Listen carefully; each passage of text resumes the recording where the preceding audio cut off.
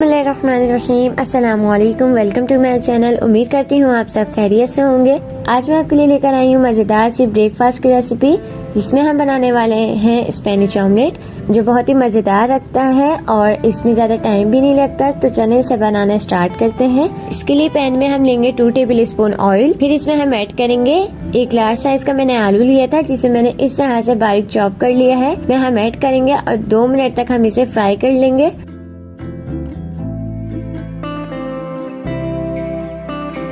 तो आलू को 2 मिनट तक फ्राई करने के बाद हम इसमें ऐड करेंगे हाफ कप प्याज, इसे भी मैंने बारीक चॉप कर लिया है। इसी के साथ इसमें ऐड करेंगे हाफ कप बंद गोभी, इसको भी मैंने इस तरह से कट कर लिया है। इसे हम मिक्स करेंगे।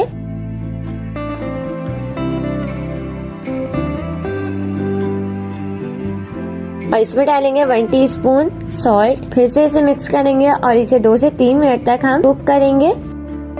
तो इसे मैंने 2 से 3 मिनट तक कुक कर लिया है। अब इसे हम निकाल लेंगे और ठंडा कर लेंगे।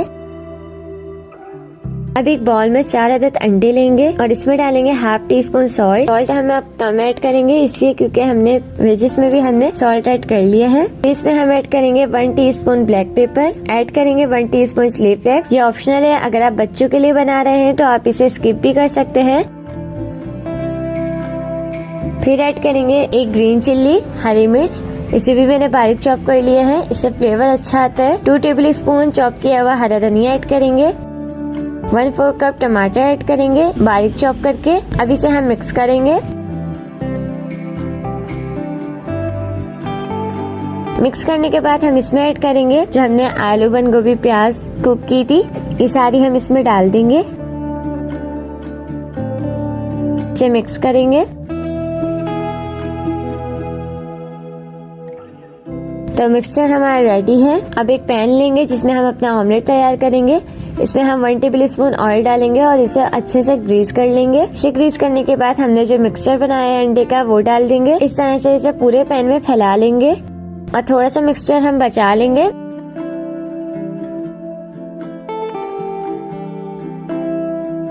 थोड़ा मिक्सचर डालने के बाद हम इसमें ग्रेट की हुई मोज़रेला चीज डाल देंगे। मोज़रेला या चेडर जो भी आपके पास हो। अगर आपके पास चीज ना हो तो आप विदाउट चीज भी इसे बना सकते हैं। बस फिर आप जितना भी मिक्सचर होगा वो आप सारा डाल दिएगा।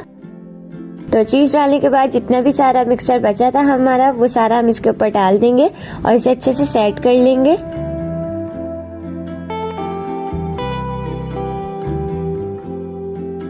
तो इसे मैंने सेट कर लिया है। अब इसे हम कवर करके कुक करेंगे लो फ्लेम पर 7 से 8 मिनट के लिए।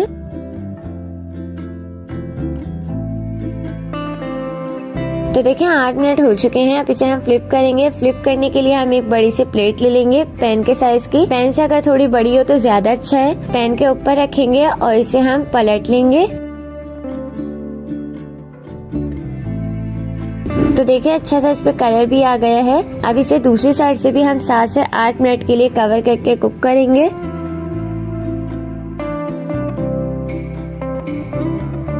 तो दूसरी साइड से भी ये अच्छे से हो चुका है। अब इसे हम निकाल लेंगे। तो इसे मैंने निकाल लिया है। बहुत ही मजेदार हमारा स्पेनिश ऑमलेट बनकर तैयार हो चुका है।